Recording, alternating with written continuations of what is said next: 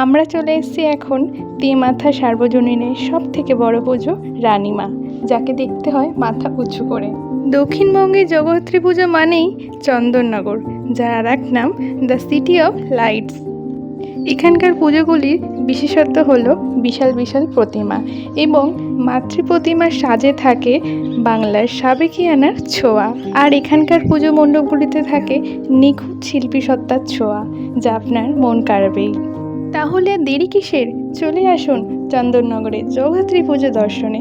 কথা দিচ্ছি মন ভরে যাবে, কারণ এমন চোখ ধাঁধানো আলোকসজ্জা আপনি আর কোথাও পাবেন না।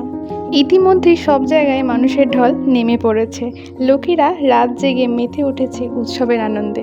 তাহলে চলে আসুন সপরিবারে চন্দননগরে জগদ্ধাত্রী পুজো দর্শনে। আপনি দিনে আসুন কি রাতে, দুবেলাই আপনার খুব ভালো লাগবে। দেখুন এই জায়গার লাইটিংটা, এটি হলো চন্দননগরের বাগবাজার চৌমাথা।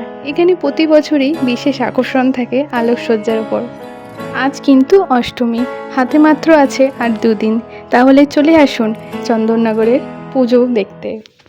আমাদের এই ভিডিওটি কেমন লাগলো আপনারা প্লিজ কমেন্টের মাধ্যমে জানিয়ে যাবেন।